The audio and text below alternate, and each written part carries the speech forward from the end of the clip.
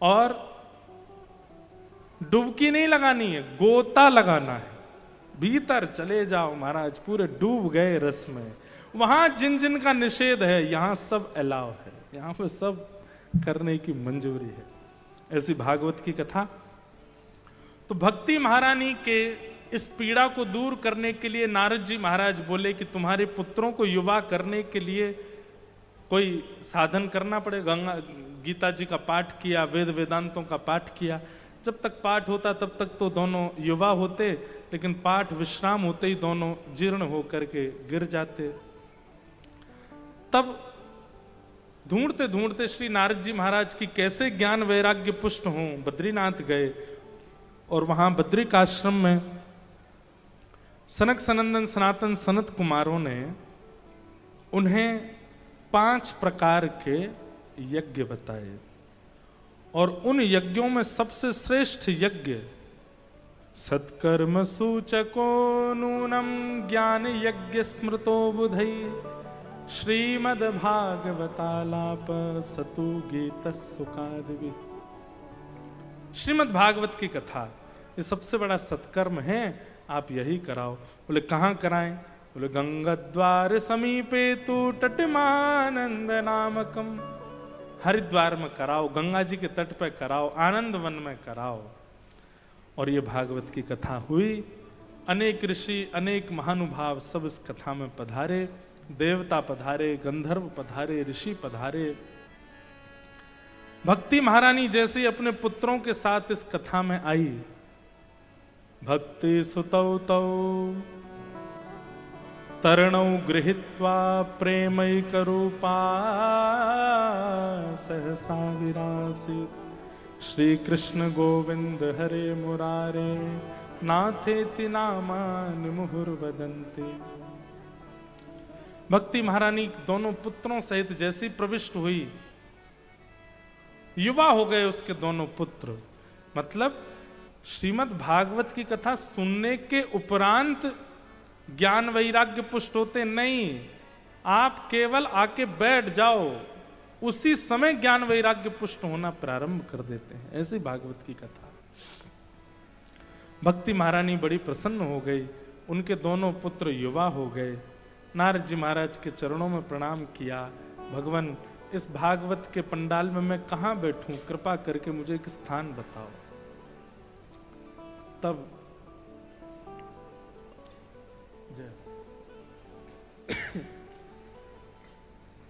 नारद जी महाराज ने एक बहुत सुंदर स्थान दिया। बोले क्या? भक्तेषु गोविंद स्वरूप कर्त्री प्रेमैक धर्त्री भवरोग हंत्री सात्वं च तिष्ठस्व दर्शया निरंतरम वैष्णव मानसानि। ए भक्ति महारानी, आप निरंतर वैष्णवों के चित्त में विराजमान हो। जो भी कथा सुनने के लिए आते हैं उनके चित्त रूपी आसन पर जाकर के आप बैठ जाओ। तब से भक्ति महारानी ने नियम बना लिया कि वे जो भी वैष्णव कथा सुनने आते हैं उनके चित्त में विराज जाती है। और सप्ताह कथा के उपरांत भक्ति, ज्ञान, वैराग्य तीनों की वृद्धि होती है। इस प्रकार महात्मा में ज्ञान वैराग्य की पुष्टि की कथा बताई गई। आगे आत्मदेव ब्राह्मण के यहाँ कोई संतान नहीं थी, पर संत ने कृपा करके एक फल दिया। वो फल गाय को खिला दिया। गैया के गर्भ से गोकर्ण जी का प्रादुर्भाव हुआ और उनकी पत्नी एक किसी अन्य के बालक को अपना बता करके ले आई। उसका नाम धुंधुकारी रखा।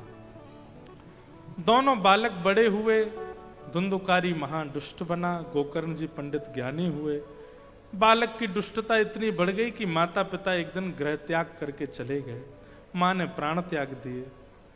पिताजी महाराज वन में बैठे थे, तब श्री गोकर्ण जी आकर के पिताजी को ज्ञान उपदेश करते हैं।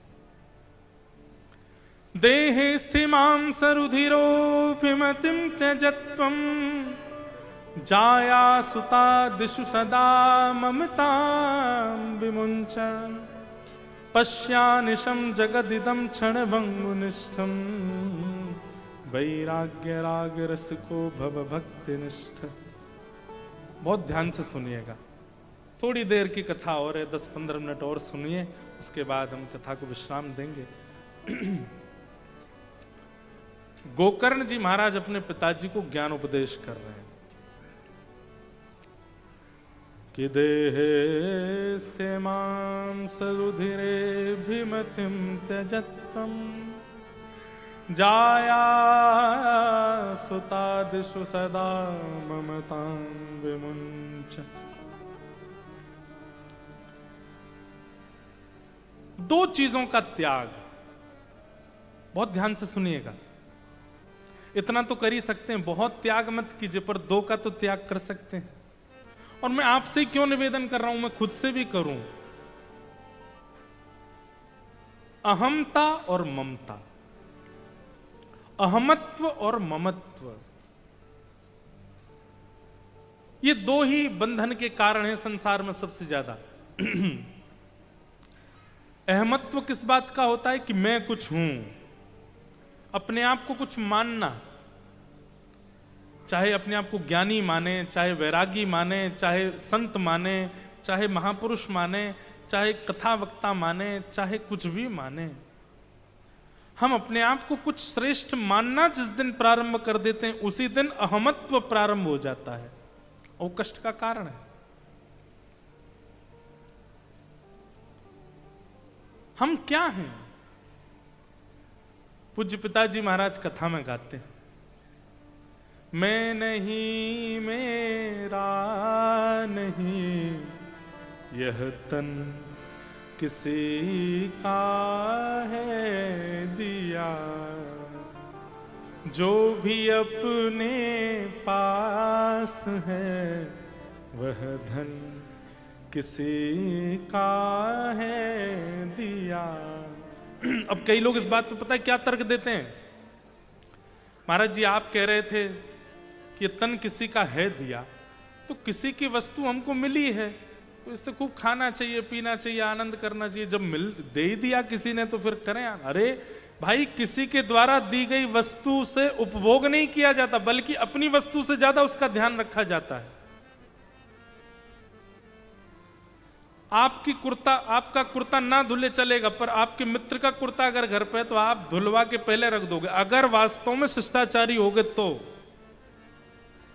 अशिष्टाचार्य यदि होगा तो आप ध्यान ही नहीं दोगे, लेकिन शिष्टाचार्य कहीं चित्त में होगा तो आप दूसरे की वस्तु को अपने से ज्यादा ध्यान से रखोगे।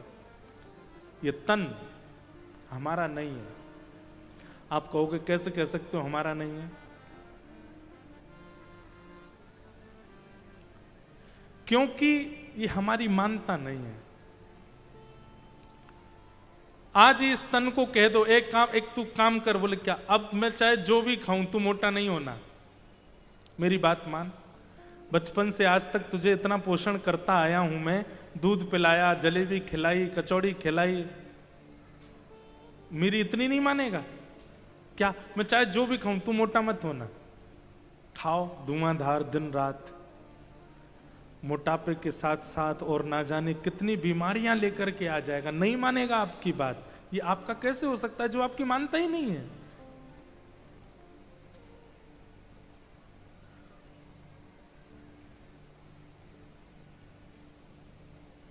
आप इस तन को कुछ भी आज्ञा करो, अब तू बुढ़ापे की ओर मत जा, अब तेरी आयु कितनी होगा, 28 का हो गया ना, अब तू 29 का भी होगा, 30 का भी, लेकिन ना तेरे बाल सफेद होने चाहिए, ना तेरे, मैं कुछ नहीं करूंगा, तू खुद से ही अब बुढ़ापे की ओर मत जाना।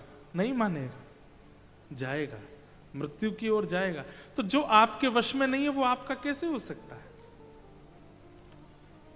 जिसके ऊपर आपका कंट्रोल नहीं है वो आपको करना पड़ेगा।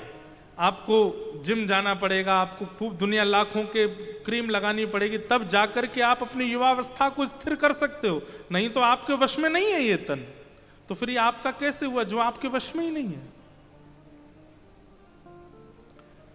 और जो आपके वश में नहीं है उस पर अभिमान कैसा, इस पर अभिमान कैसा, और इसके द्वारा की गई वस्तुओं पर अभिमान कैसा?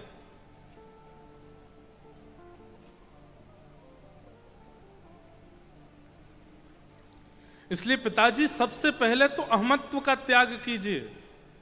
इस शरीर के प्रति जो हमारा अभिमान है और शरीर की क्रियाओं के प्रति जो हमारा अभिमान है, इन अभिमान का त्याग करना है। सबसे पहले अहमत्व का त्याग। और दूसरा त्याग किसका करना है? बोले इस शरीर के जो हैं संबंधी, उन सबके प्रति ममत्व का त्याग। उन सबका त्याग नहीं करना, पर उनके प्रति जो आपकी ममता है, उस ममता का त्याग करना है।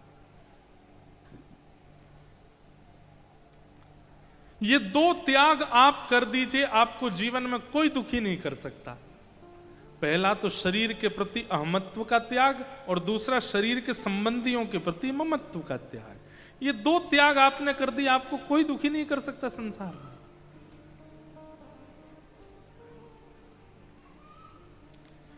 आप चाहे मीराबाई का प्रसंग सुनते हैं, चाहे सूरदास जी की कथा सुनते हैं, चाहे कृष्णदास जी की कथा सुनते हैं, गोस्वामी तुलसीदास जी की चरित्र सुनते हैं, त्रिवंश महाप्रभु का, ये जितने भक्त चरित्र सुनने में आपको रुचि आती है, वो सब भक्त इन स्थितियों में हैं। देह अभिमान का भी त्याग है और ममत्व का भी त्याग है। हमारे हरिराम व्यास जी, वो तो गाली देते हैं घर के लोगों को, क्या कह के? बोले हरि भक्तन से समधी प्यारे। हरि भक्तों से ज्यादा समधी अच्छे लगते हैं आपको? हरिराम व्यास जी के चरित्र में ऐसा आता है कि जब उनकी पत्नी समधी समधन को कुछ देती थी ना, तो हरिराम व्यास जी देखते थे। जैसे होता है ना कि बेटी के सास ससुर घर आए तो कुछ देते हैं, लिफाफा देंगे, कुछ देंगे, तो हरिराम व्यास जी पहले देखते थे क्या दे रही है। अच्छा ये दे रही है, ठीक है, कल संत आएंगे घर पे, उनको इससे दुगना देना। तो संतों के लिए तुम्हारी जेब से एक फूटी कौड़ी नहीं निकलती है, और ये समधी समधन आते हैं जो हमारी बेटी को ही उत्पीड़ना करते हैं, उनको तुम इतना इतना भर के देते हो।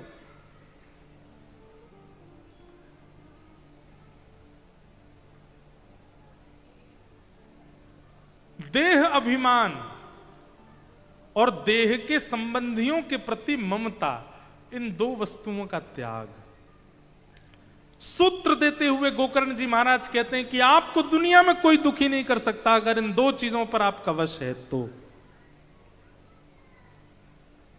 और दूसरा उपदेश देते हुए कहते हैं, धर्म भजस्व सततम त्यज लोक धर्मान, सेवस्य साधु पुरुषाम जहि काम तृष्णाम, अन्यस्य दोष गुण चिंतन माशु मुक्त्वा, सेवा कथा रस महो नितराम पिबत्वम्। हमारे पूज्य पिताजी महाराज के गुरुदेव भगवान कहते हैं, ये दो श्लोकी भागवत है। अगर इन दो श्लोकों को किसी ने सावधानी से सुन लिया, संपूर्ण भागवत का सार उसको प्राप्त हो जाएगा। धर्मम भजस्व, धर्म को भजो, सततम, हमेशा, त्यज लोक धर्मान, लोक धर्म की ज्यादा चिंता मत करो, सेवस्य साधु पुरुषाम जहि काम तृष्णाम, साधु पुरुषों की, संतजनों की, वैष्णवों की सेवा करो, पर तृष्णा विरहित होकर के, किसी इच्छा से नहीं, किसी कामना से नहीं, इच्छा विहीन होकर के सेवा करो। और अन्यस्य दोष गुण चिंतन माशु मुक्त्वा, दूसरे में दोष गुण देखना बंद करो। एक बात तो हमने देखी, व्यक्ति कितना भी साधन युक्त हो जाए, कितना भी बड़ा तपस्वी हो जाए, कितना भी बड़ा विरक्त वैरागी क्यों ना हो जाए, लेकिन उसके चित्त में दूसरों में दोष और गुण देखने की ये इच्छा नष्ट नहीं होती। बड़े बड़े त्यागी महात्मा, वो भी कई बार सामने आए हुए व्यक्ति में दोष देख लेते हैं और उसकी चर्चा उसके सामने नहीं करते, पर बाद में चर्चा कर देते हैं, और किसी के गुण पर रीच करके उसके प्रति ममता भी कर लेते हैं। अन्यस्य दोष गुण चिंतन माश मुक्त्वा।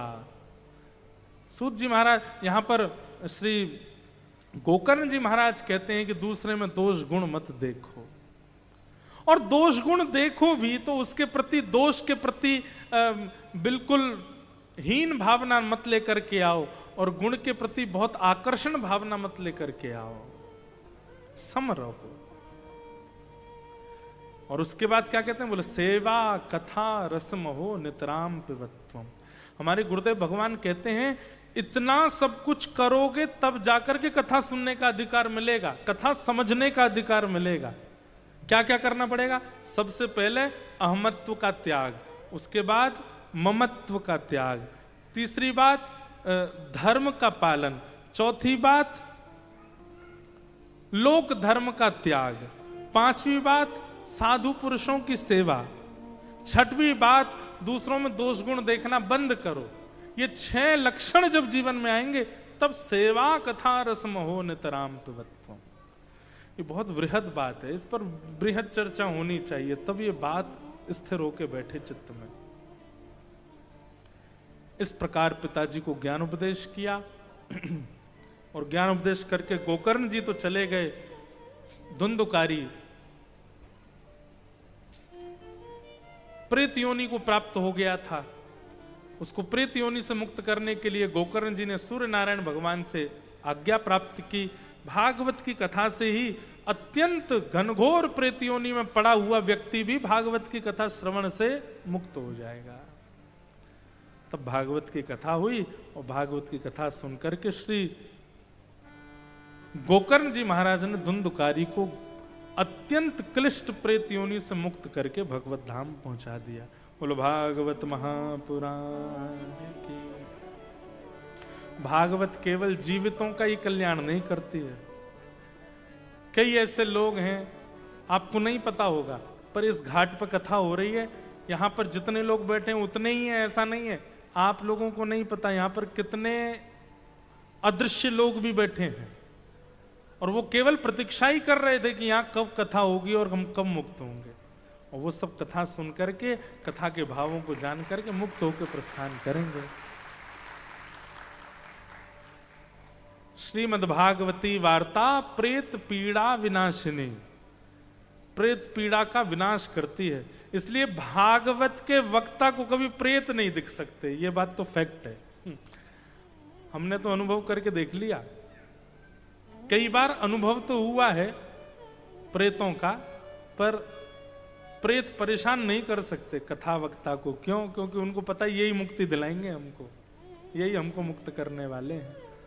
एक जगह प्रेत ने हमको पकड़ा तो था, बागेश्वर में हमारी कथा हुई तो एक प्रेत लिपट गया पैरों से, मुझे मुक्ति दे दो। मैंने कि ऐसे कैसे मुक्ति देंगे, हम कथा में वहां मिलेगी मुक्ति। तो प्रेत पीड़ा विनाशिनी। अब सोचिए, जो जीवित नहीं है उनका कल्याण जब भागवत जी कर सकते हैं, तो हम तो जीवित हैं। हम जीवित अवस्था में अपना कल्याण, भागवत जी हमको प्राप्त हो गई, तो इनसे क्यों ना करें। कल्याण केवल एक है, भगवत दर्शन।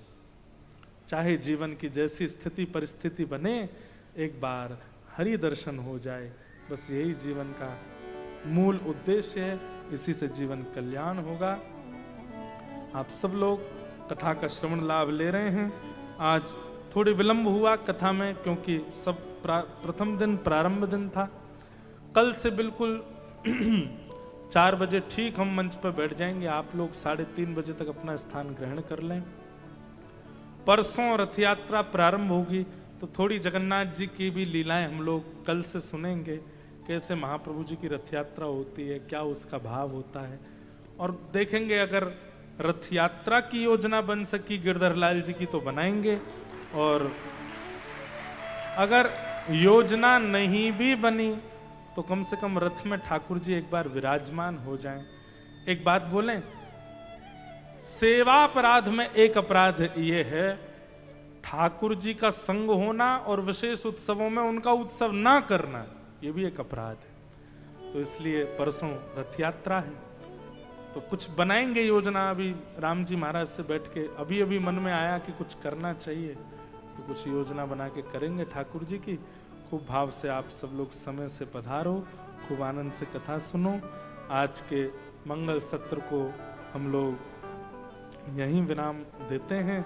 2 मिनट भगवान नाम गाते हुए सब लोग आज के मंगल भाव को विराम देंगे।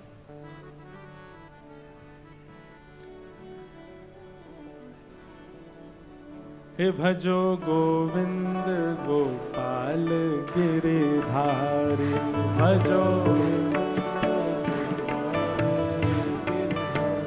हे भजो गोविंद गोपाल गिरधारी, भजो गोविंद गोपाल गिरधारी। ओ गिरधारी बनवारी, गिरधारी बनवारी। हाँ गिरधारी